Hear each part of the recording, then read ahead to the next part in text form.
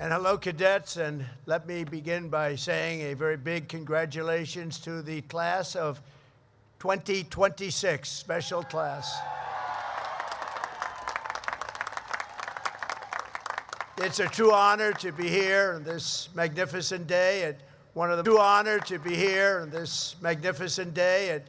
the most prestigious military academies anywhere in the world, and I'm thrilled to become the first president to ever give a second keynote address to this storied institution. I am very proud of that honor. We'll have to try it a third time.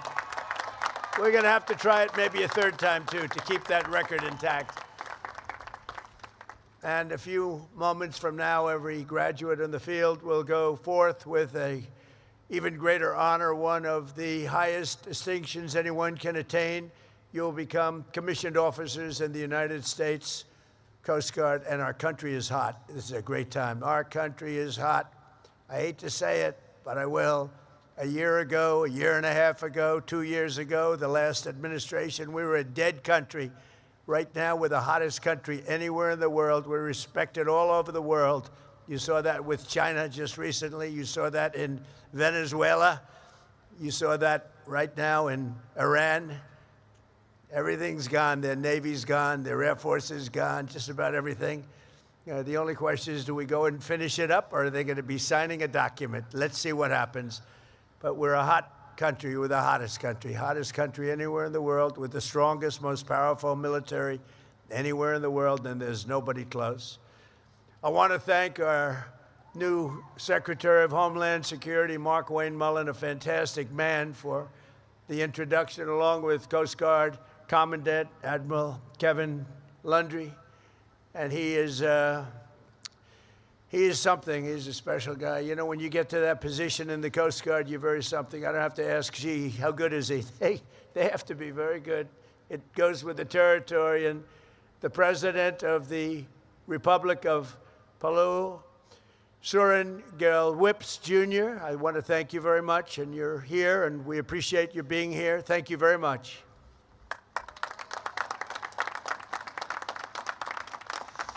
Over the past 4 years, this class has been mentioned by an exceptional team of professors and coaches and military professionals who have shaped you into leaders. You came with very good quality, but they've shaped you nevertheless. And warriors who revere honor and really honor duty. You honor duty like very few others can even think about it. So let's give a big round of applause to the entire faculty and staff that made this possible.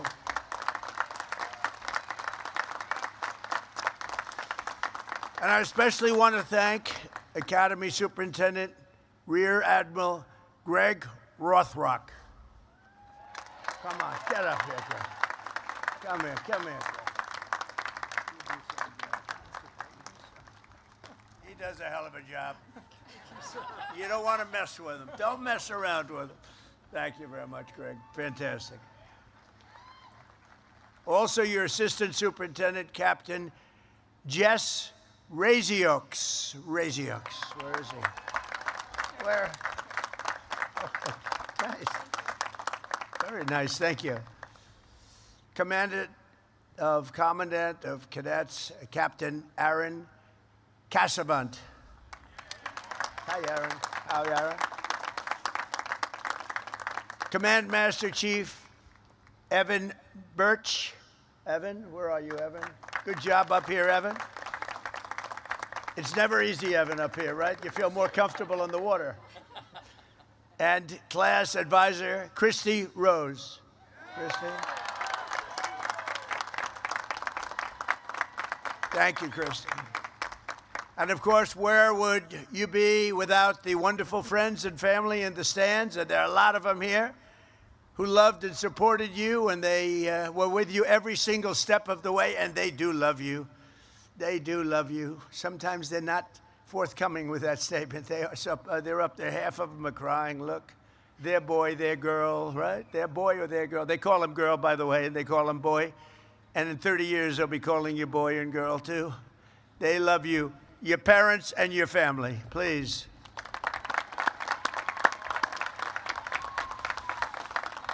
To all of the moms and dads, grandparents, and family members here on this joyous occasion, thank you for everything you've done to raise such amazing American patriots. We really appreciate it. What a group. And today is all about the incredible class of 2026 that you've achieved and all of the things that you've achieved and the exciting future that awaits. You have an amazing future. Very soon, you'll swap your shoulder boards and you'll join the long blue line of legendary rescuers, seafarers, and service members that fill American hearts with admiration and pride. I've watched it. I've watched you during those hurricanes in Texas, and you got out there and you were going through waves that nobody else would have done. I wouldn't have done it. I would have said, Captain, I'm not feeling too good today. I think I have to take a day off. But you would have none of it. You are really something. I watched it. You saved so many lives. During my first term, we had one of the worst hurricanes ever in Texas and the Gulf. And the bravery that you displayed was incredible. You saved thousands. I think the number was 17,000 lives you saved. Through every generation, the heroes of the United States Coast Guard have lived by a creed of honor and bravery and sacrifice that have defied every storm, shipwreck, and every single enemy attack. In the hour of need, our Coast Guardsmen have brought hope to the hopeless and swept the innocent from the jaws of a raging sea, seas like nobody's ever seen before in some cases. Coast Guard warriors piloted the famous Higgins boats and delivered American liberation to beaches of Normandy and sailed through smoke and flame and gunfire to put the Marines and the Guadalcanal very much into play, and they patrolled the distant shores of Manila Bay and Mekong Delta and the Red Sea, and they patrolled them like nobody has ever been able to patrol them before or since.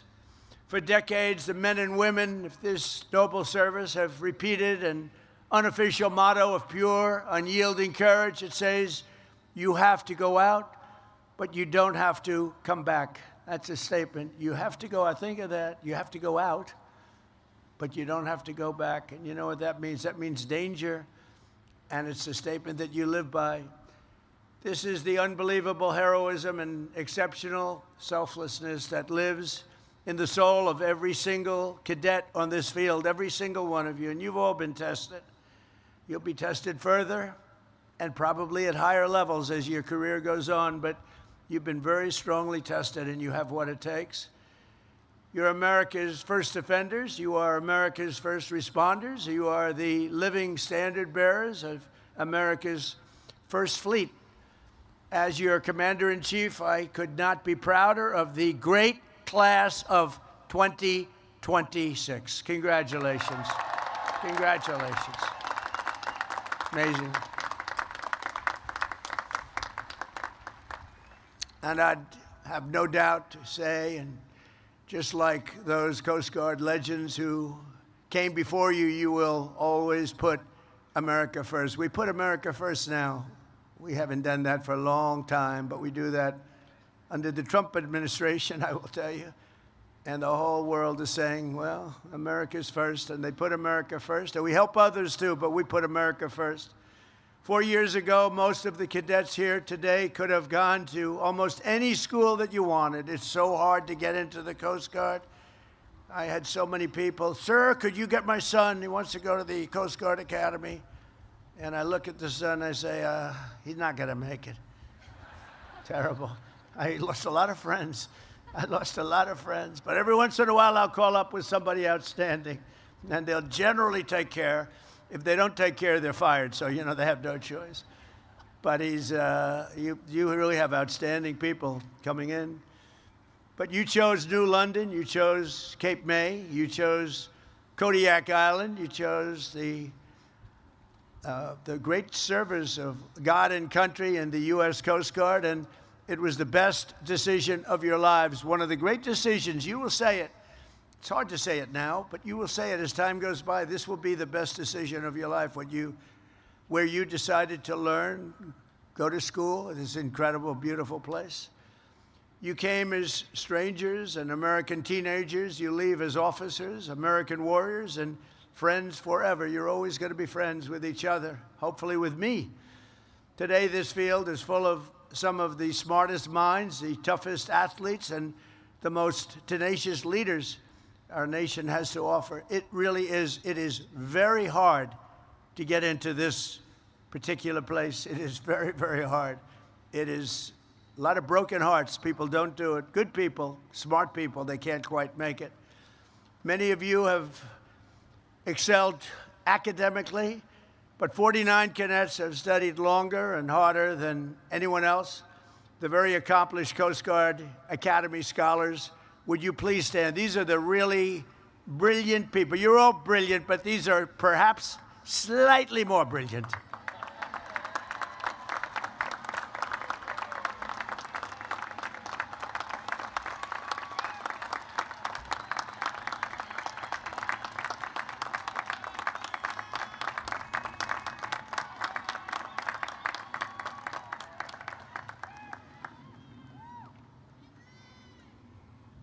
Don't feel guilty. Don't feel guilty.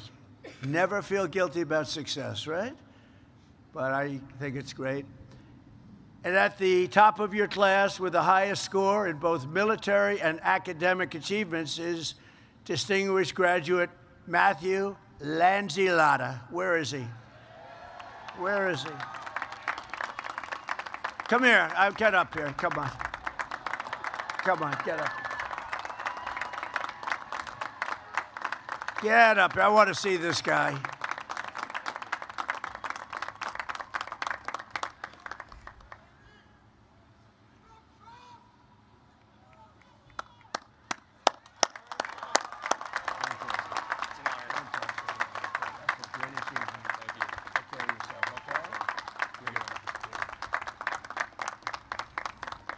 I hate good-looking men. Very good. Matthew, that's great. Thank you very much. It's a great honor. We also have the only cadet who earned a perfect score on every single fitness test. Now we're talking fitness. Do you know who this is already? Wow, this guy must be something. I think we'll have to invite him up. I want to check it out. For the last 4 straight years, which they think may be an all-time record, congratulations to Thomas Rhodes. Thomas, get up here, please. I want to see. I want to check him out. Whoa.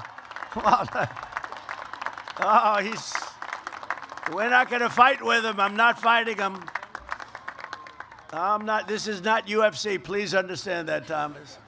Look at this guy. Look at the muscles on this guy. He's a wrestler too, sir. Thank you, man. That's a big honor, huh? Thank you very much. Just hit him on the shoulder. I hurt my hand. It's like hitting a rock. That's great.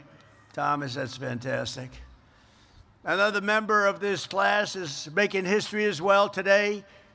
Mike Kaddish becomes the first Coast Guard Academy graduate to ever go straight from the Corps of Cadets into the Coast Guard Special Forces. So what was that all about? Come on up here. Come on. Let's go. Come on up here, Mike. I want to see what these guys... I like to see what these guys are like. Because, you know, it's competition for me, too. I have to compete with you now. I'm not liking that. How are you? Fantastic. Wow, that's a big achievement.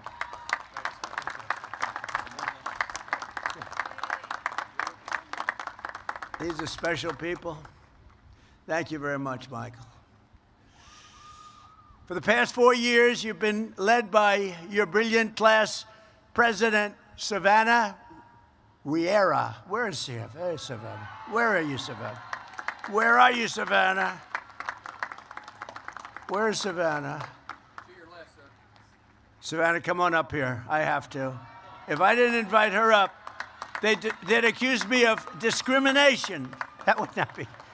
I'd be, ladies and gentlemen, the president got sued today. Savannah, come on up. I have to get her up here, and she looks so fantastic. This is ridiculous. Nothing like having a little fun. Do you agree? This is your big day. We got to get Savannah up here. Congratulations.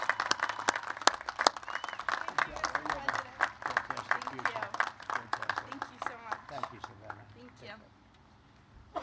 Thank you, Savannah. Well, this class has also been blessed with many tremendous athletes, including the Academy's all-time leader in receptions, yards, and touchdowns, wide receiver, Brooke Desta. Where's Brooke? Wow. That's a pretty good record, Brooke. I'll let you come up if you want. You want to come up? Come on up here, Brooke. Come on. You can see they want you up here, Brooke. So do we have a little NFL future here, maybe? I don't know. Usually that can happen when you're leading by that much. That's a lot of achievement. Thank you.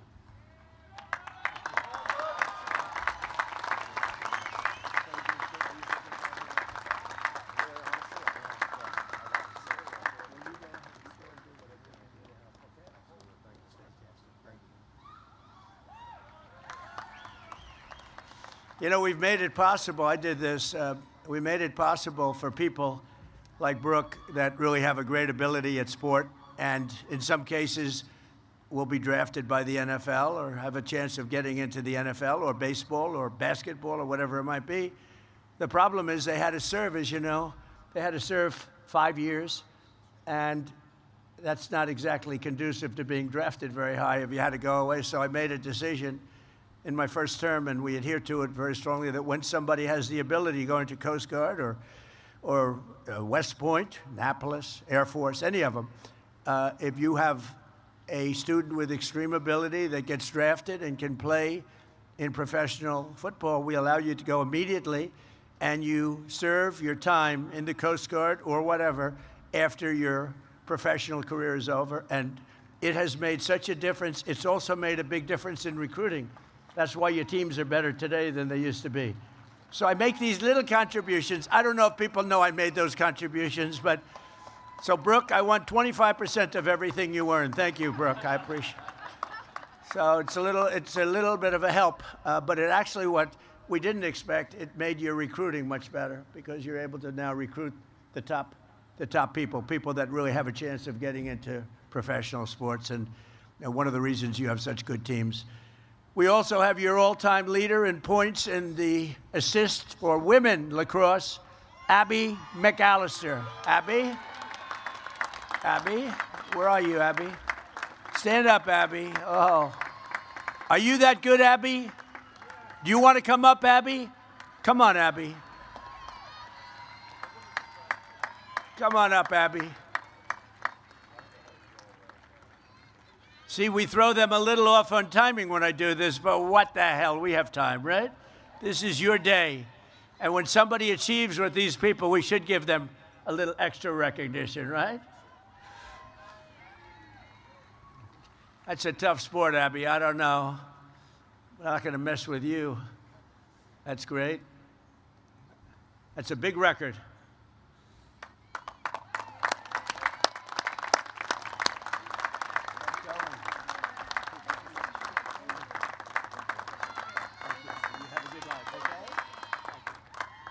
Thank you, Abby. Of course, there are those of you who have made your mark on the school in many other ways, like the mayor of the class, Freddie Wheaton, the founder of Phi Kappa Granny, Evan Granahan, and the leader of the esports club, Aiden Roskowski. They've done a great job. That's good. That's also called leadership. While everyone has worked and studied hard, some may have spent a little bit too much time at a place called Mr. G's. I don't know what Mr. G's is. I don't know what it is, but I don't like the sound of this. I'm not. Where am I going with this one? But we want you all to have a clean slate as you begin your careers. So therefore, Mr. Superintendent, I hereby absolve all cadets who are on restriction for minor conduct infractions and even somewhat major infractions, effective immediately. Okay? Oh, you guys, you got away with murder. I was just in a good mood. I was in a very good mood to do that. Every branch of our armed forces protects American lives, but the Coast Guard is the only service explicitly dedicated to saving them. You're saving lives. You never leave an American behind, and you never would. In the past year, our Coast Guard heroes have saved over 5,200 lives at least and helped carry out and carry over 19,000 people to safety. Amazing. One of the special cadets in this class has already saved his first life during his first-class summer, providing life-saving care to the person in distress off the coast of Alaska. Job well done. That's Mason White. Mason, thank you. Stand up, please. Thank you. Thank you, Mason. Great job. That was early on, right? And that was a great job. Thank you very much. When you leave here today, every cadet on the field will be stepping into a critical role in the defense of our country.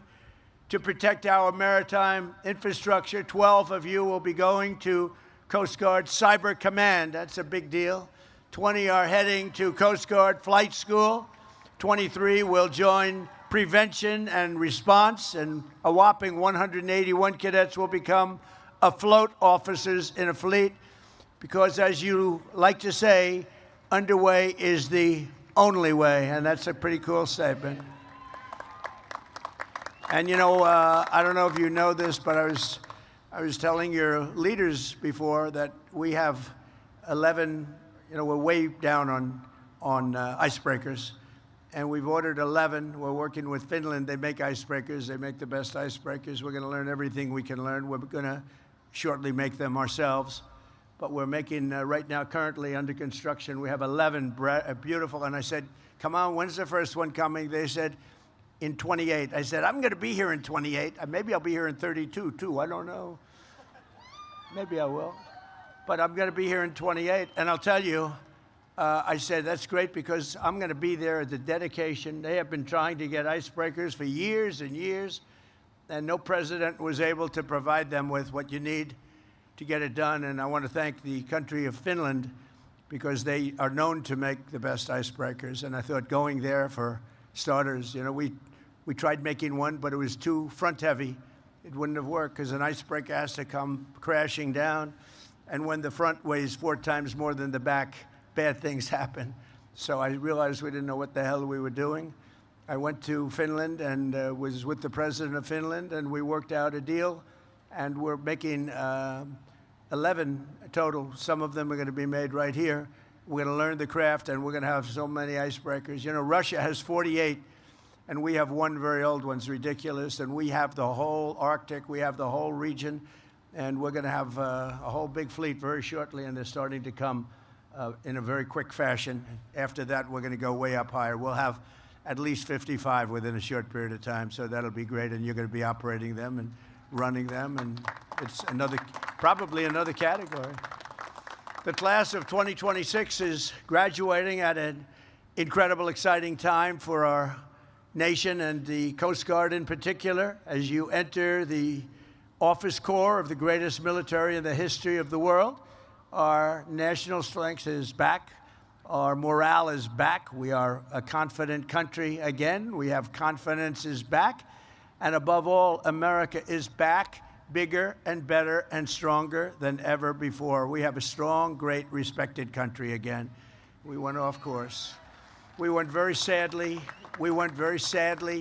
off course. For years, Washington, D.C. was run by foolish politicians who thought they could defy the laws of world history, violating every common sense principle for preserving national power and national security. And they surrendered our industrial capacity to other countries, crippled our energy production, threw open our borders. We had borders with they were open borders, they called them. People came in totally unchecked and unvetted. You know how many people over 4 years in the last term? 25 million people. They came in as murderers. They were coming in from other countries. They came in from prisons. They were drug dealers. They came in from mental institutions and insane asylums. They allowed them to just flow into our country. We're getting them out. We've got a lot of them out. 11,888 murderers. Think of that. 50%, or more than 50%, committed more than one murder. They were allowed in our country. We can never forget the sins of what they did to our country, but we're getting them out. In fact, we've gotten them to the extent that we just had the best crime numbers in history. The best crime numbers, meaning the lowest crime numbers in history, were just last month released. Lowest number of murders since the year 1900, 125 years. So what they did to us is terrible, but we're getting it back into shape really properly. And now we went from the worst border in history to the strongest border we've ever had. In 11 months, not one illegal alien was able to get into our country. When you think of that, that's pretty amazing. And they can come in, but they have to come in legally. They have to come in through a process. They have to love our country. They have to show us that they can love our country, not that they want to blow up our country. I think that everybody agrees with that. Under this administration, we don't apologize for American power or wealth. What we do really is we want to maximize it. We take advantage of it. We unleash it. And we wield it to pursue our country's glorious destiny and our beautiful American dream. We have the American dream back. You didn't hear about the American dream too much for 4 years, and now the American dream is back. This is truly the golden age of America. We are in now the golden age. We have more production, more people. We have more people working today than at any time in the history of our country by far. We have more people having great jobs today than at any time in the history of our country. Our country is respected all over the world. The men and women of the Coast Guard have a vital role to play in this resurgence. This is a great resurgence. We have $18 trillion being invested in the United States. That's many, many times more than ever before. In fact, you'd have to go back more than 10 years. Another country a long time ago had $3 trillion. We have $18 trillion. The last administration for 4 years had less than $1 trillion. We have $18 trillion being invested in our country in 11 months because the numbers for the 12th have not come up, so that's going to increase it yet further. So that's an honor. It's a great honor. To me, that's something special. We're building plants, auto plants, every kind of plant you can imagine all over the country, and they're coming in from Canada. They're leaving other countries. They stole our auto business. They stole our chip business. We'll have close to 50% of the chip business by the time I leave, and right now we have none practically. And we'll have, it was taken by other places. It was taken by Taiwan. I'm not knocking them. I'm saying if they can get away with it. But if you had the right president, that would have never happened. It wouldn't have been allowed to have happened. You would have put tariffs on, and you say, that's okay, you can steal our business, but if you're going to sell, if you think you're selling those chips back into us with no tax, you can forget it. And if we did that, we wouldn't have lost those businesses, the autos, the chips, the semiconductors, all of that would be here, but it's all pouring back into our country right now because of the word tariff. As you know, one of my favorite words, I got into big trouble. I said, this is my favorite word in the dictionary, my favorite word, the word tariff. And the fake news, look at all of them back there. They said, what about God? What about wife, family? What about other things like Bible? So I was in deep trouble because I said tariff is my favorite. So I made it number 5, and now I'm okay. Now I'm okay. They think I'm kidding, but they gave me a hard time. But with your help, we're reasserting one of the most time-honored principles of our national security, that the American dominance in Western Hemisphere will not be threatened under any circumstance. As an example, we will not let Iran have a nuclear weapon. That's all. It's very simple. We will not let that happen. And we have great support. You wouldn't know that by reading the fake news, but we have great support. People don't want them to have a nuclear weapon, and they will not have a nuclear weapon, and they want to make a deal so badly. We'll see what happens, but we hit them very hard, but we may have to hit them even harder, but maybe not. But we're not going to let Iran have a nuclear weapon and blow up the entire Middle East, Israel, the entire Middle East, and then come here for you. Not going to happen. So just as no family can be truly secure in a violent neighborhood, we will not allow chaos, instability, or danger to fester in America's own backyard. We're not going to let it happen. One of the reasons we have Mark Wayne, and one of the reasons that I feel so good about things, is a tough cookie. You know, he was a great fighter, too. A great fighter. He was a tough cookie and a very successful fighter. His sons are all-American fighters, so they have good genetics in that family. But Mark Wayne is a tough guy with I always say he's a tough guy with a great heart. And that's a good combination. So from the Gulf of America to the frozen waters of the Arctic, from the shores of Havana to the banks of the Panama Canal, we will drive out the forces of lawlessness and crime and foreign encroachment, just like we've been doing. You know, we have only 3% coming in. We were getting tremendous, you would understand this because you were involved in this. We're having tremendous amounts of drugs brought in by sea, by ocean, by water. And a tremendous amount. And we've now reduced that to 3%. So it was a big percentage, and now it's all the way down to 3%. And we've hit them very hard, as you know. Not that it's something we wanted to do. And we never miss. We hit them very hard. And actually, people are trying to figure out who are the 3% because they happen to be the bravest people perhaps anywhere in the world. The 3% that's left, but I don't even think they have 3%. We virtually stopped it. And now we're going to stop the drugs coming in by land, and that's the easy one to do. That's the easy one. I want to thank the Coast Guard because you've been unbelievable in that endeavor. Think of it. We had a majority of drugs were coming in by the sea, by the ocean, and we have virtually stopped that. And now for the easy part, the land, much easier, and it will be equally quick.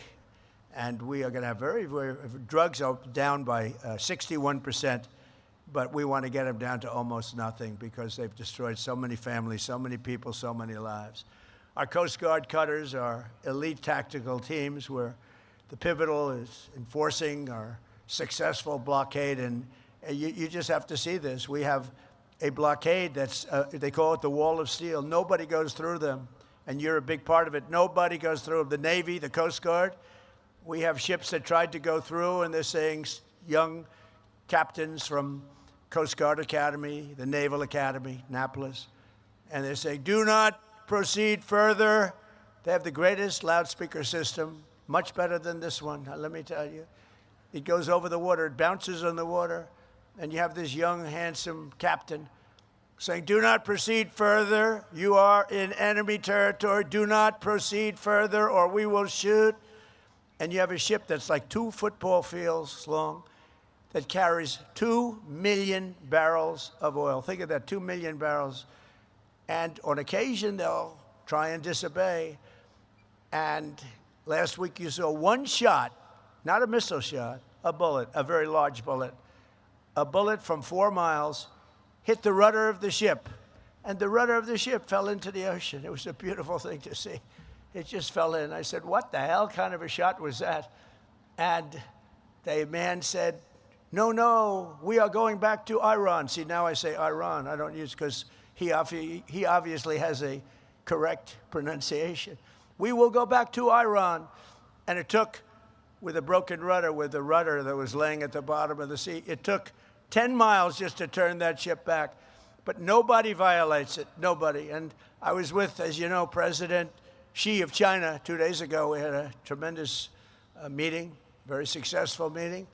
And he agrees our military is phenomenal. I don't want to go beyond that, but I will tell you he respects our military tremendously. Our military is respected. We have, as I said, the greatest military anywhere in the world, and we're going to keep it that way. We have a budget this year of $1.5 trillion. That's the biggest budget we've ever had. That includes the Coast Guard. Don't worry about it. Look, they're getting a little bit concerned.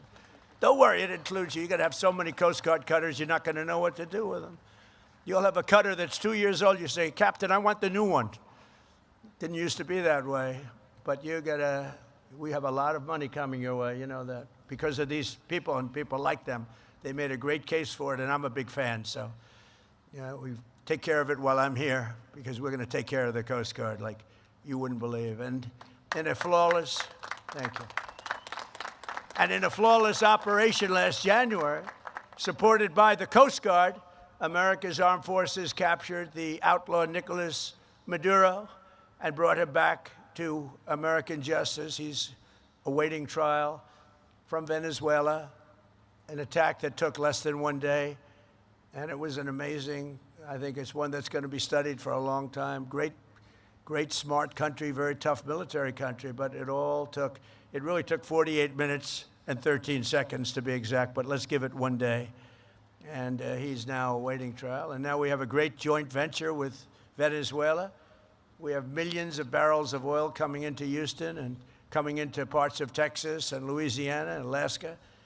And it's been an amazing thing. You know, Venezuela used to be a really great country 20 years ago. Then it went the wrong way. It went the way they'd like to take this country. Some lunatics would like to take this country way, way left and destroy it. But we're not going to let that happen. We're not letting that happen. This service has also been at really the center of the battle to restore sovereign borders for the United States and keep drugs and criminals out of our country, and we're keeping them out. Since I took office, the Coast Guard has seized over 206 million lethal doses of illicit narcotics, the most in the history of our country, enough to kill a country, a large country, many, many times over. And you've seized it, and you seize it constantly, and you don't play games. Last August, the Coast Guard cutter Hamilton interdicted 76,000 pounds of illegal drugs, the largest Coast Guard drug bust of all time, largest ever. And I'm telling you, the Coast Guard has always been good, but you've stepped it up even beyond that. 5 cadets graduating today were part of that historic action. And I'll mention their name. Elliot Coles, stand up, Elliot. Jenna Lewandowski, Piper Stevens, Hannah Warner Kay, and J.J. Banek Gebel. Thank you. Great job. Thank you very much. The Coast Guard has also played an important role in Operation Epic Fury to ensure that the Iranian regime never obtains a nuclear weapon. Just 2 months ago, off the Coast Guard, Malaysia, a highly trained U.S. Coast Guard tactical team helped seize a sanctioned Iranian oil tanker that had been used to transport over 1 million barrels of oil from Kharg Island into the coffers of Iran. We don't want that to happen. This is the 3rd sanctioned Iranian vessel the Coast Guard has helped capture since we began the fighting, the real fighting with Iran. And many more to come, I suspect, unless they get smart. Everywhere you go, you say, never forget. You represent the most righteous, successful, and exceptional nation in all of history, and you were really put in a position where you wear the uniform, the most powerful military ever to sail the seas. You are right now at the pinnacle of this nation. You are at the pinnacle. 4 years ago, 3 years ago, I couldn't have said that. I wouldn't have been up here, but I couldn't have said that. You were not at the pinnacle at all. Right now, you're at the pinnacle of the Coast Guard, at the pinnacle of the military, and that military includes the Coast Guard will soon be stronger and more powerful than ever before with all of the things we've done. Last year, I signed a record-setting $25 billion investment in the Coast Guard, including funding for 22 new cutters, 40 new search and rescue helicopters, 25 state-of-the-art icebreakers, and we're also providing $380 million for renovations and improvements right here at the Academy. The Academy is going to be so beautiful. It's already beautiful, frankly, but it's going to be tippy-top, as I say. It's going to be perfect. Under our leadership, this service is seeing more action than at any time in many decades. I would say at any time, period, you've never seen what is happening. And the Coast Guard, as good as it has been, has never seen what's happening to it right now. And the spirit has never been higher. And I think we can say that. It starts with the leadership, but I think the spirit with the Coast Guard has never been higher than it's been right now. And I got to know a couple of people over the last 2 weeks from the Coast Guard, and I can see why. These are incredibly brilliant people, good people. I have to say, I don't want to give them any ideas, but in the private sector, they'd be making a lot of money. And you know what? They wouldn't trade what they're doing. Would you guys trade for millions a year Maybe. Maybe. No, you wouldn't. I don't think you would. A lot of people would like to be in your position that are doing very well, believe me.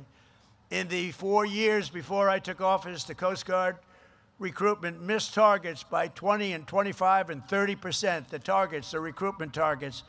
And not only you, the Marines, the Army, Navy, Air Force, Space Force, that's my baby. I started the Space Force. I was very happy. It's going to turn out to be one of the most important of all. But you missed your recruitment numbers, and it was an embarrassing time. Not only the military, the police, firemen, anybody with a uniform, they didn't want to be associated with our country, frankly. And last year, the Coast Guard beat its recruitment goals by 120%. And we have so many people wanting to get into the Coast Guard and all levels of the military now that weren't even thinking about it. To me, it's one of the most exciting things. When I first came, we had the election on November 5th, and it really started from the day of the election. But we had the election on November 5th. But I will tell you, before that, you couldn't recruit people to go into the military. Nobody wanted to be there. They were trying to reduce standards. Now the standards, I hate to say, are through the roof. But now we have lines of people wanting to get into every group of, whether it's the Navy, the Coast Guard. And I will tell you, I looked at the numbers, the Coast Guard in particular, you have exceeded your numbers. You have a waiting list that's a mile long of people that want to get in. So I think I have to say congratulations on that. You know, it's a really big deal. And by the end of my term, we are adding 15,000 new Coast Guardsmen. And we're going to have them added to the list because of all the new equipment that we've ordered. And it's a true honor to be your commander-in-chief. I mean, I'm looking at you. I'm glad to get to shake hands of a few of your outstanding people. But every one of you are outstanding. You're in a category that's really very unique, very hard to be, very hard to get there. Now you know, even by the recruitment numbers, you know it is. But beyond that, it's just a very special group of people, and you are a very special group of people. As you begin your important new missions and your mission in life, today let me leave you with a few words of advice to maybe help you a little bit on your way. First, most important, never ever give up. Never give up. They ask me, how do you be successful, sir? It starts with never give up. I've learned a lot about life, but the one thing I've really learned is that perseverance, never quitting, never giving up is a big deal. You'll be right there, right at the gate, and you've seen it. You've seen it in sports. You've seen it. They're right there at the gate, and they give up. Never give up. And whatever happens, no matter where you are in life or what situation you find yourself in the seas or anywhere else that you may be, keep pushing forward. Always push forward. Never stop pushing forward. No matter how terrible the storm, no matter how difficult the mission, never surrender. Keep going, keep fighting, and make the adversary quit first. Let them quit. They're going to quit if you keep going. Second, at this pivotal time of transformation for our armed forces, you have to think big. It's much better thinking big. Small solutions yield small results. Only big ideas will yield to tremendous change and greatness. Americans do not want to live in a world ruled by someone else's big ideas. Live in a future and shape your future. And you want to dominate your future, and you want to dominate it for your great military and for your country. Think big. During the course of your Coast Guard careers, it will be time for incredible change, and change is going to happen, change that we can't even think of right now. The things will happen, and I believe for the best, hopefully for the best, but I believe for the best. But things will happen that you can't even imagine. And it's going to be very exciting, but the way that's going to happen is through thinking big. Nothing great was ever built. Think of that. Nothing great was ever built without the word momentum at your side. In times of your life, you'll have momentum. That's the time you go for it. I tell stories about people that lost their momentum and they went and it didn't work out well. You know when you're doing well. You know when you have that positive momentum. So take that momentum and go for it. So many people, they wait the wrong time. You know when it's right. Go with the momentum. The towering men and women of history have always been people of action. You answered the call to serve, and now you need to make sure that most of your time is spent on very important roles in life. You've done a lot, and you've had a lot of relaxation.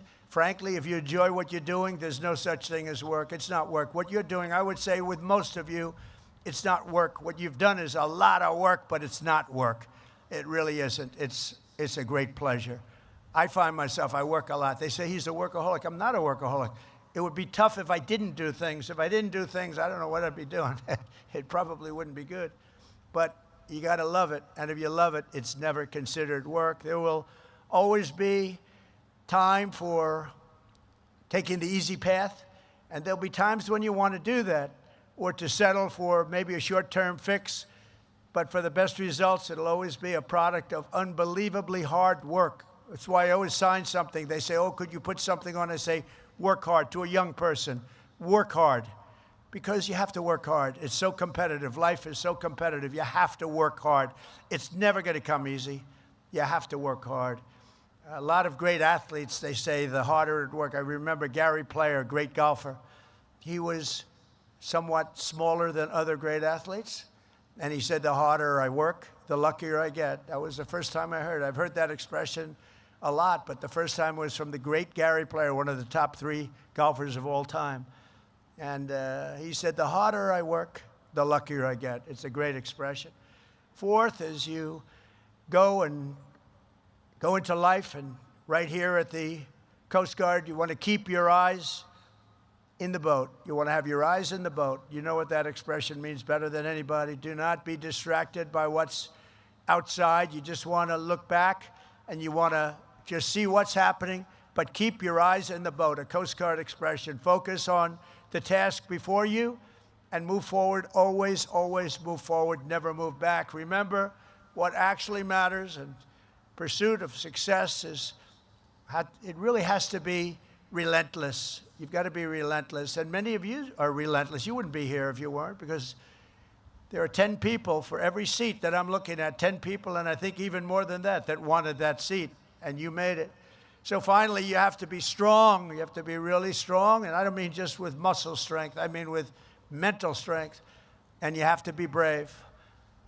In your profession, you have a level of bravery that has to supersede a normal person's bravery, but that's why you're here.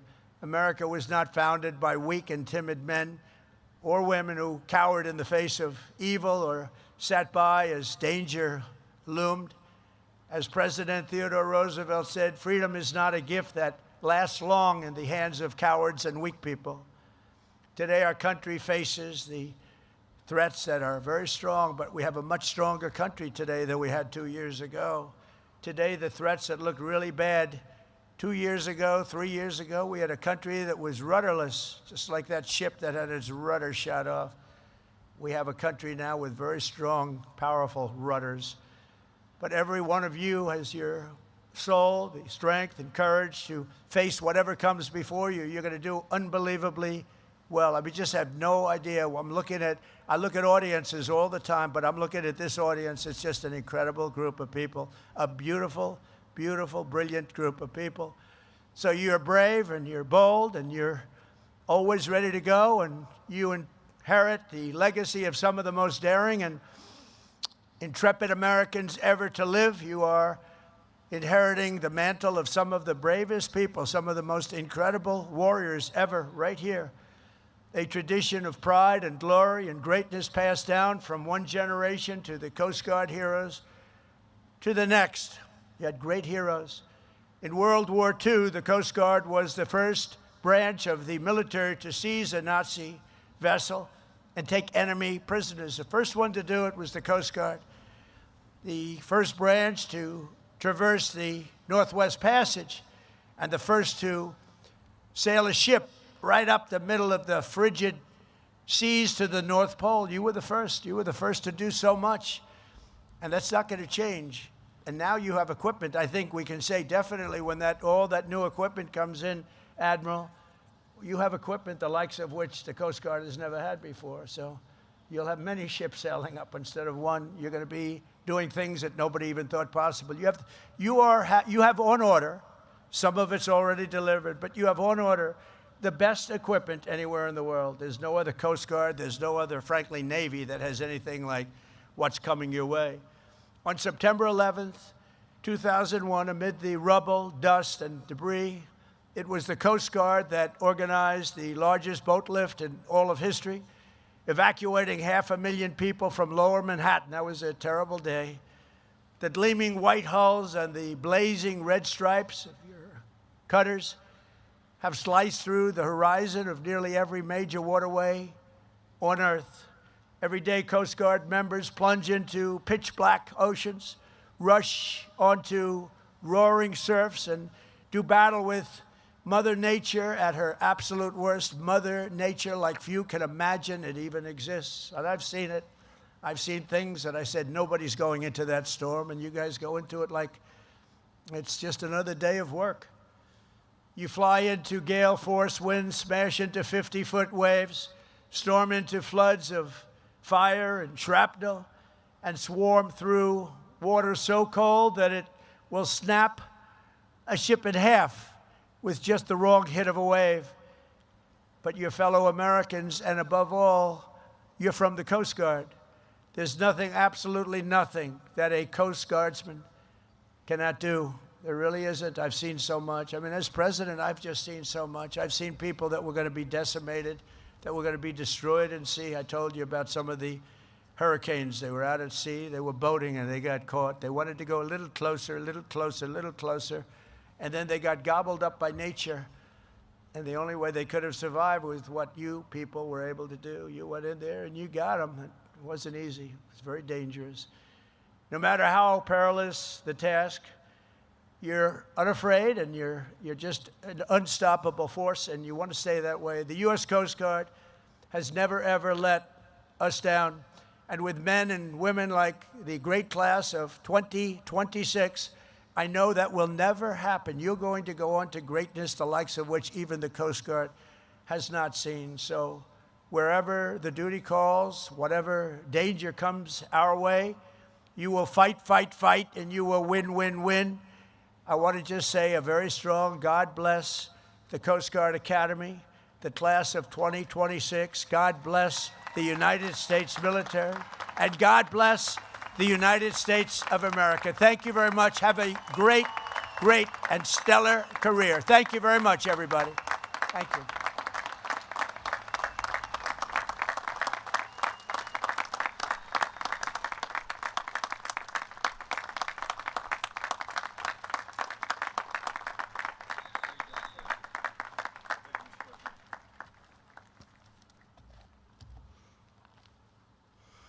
At this time, I invite the class president, Cadet Savannah Rier, to come to the stage to present the class gift.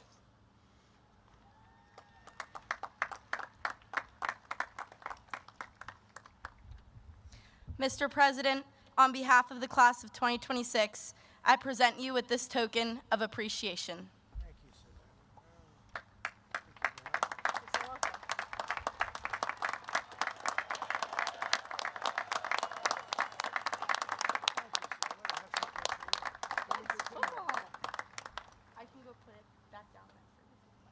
I don't know if this is a good trade. This is for Savannah. Thank you. Thank you so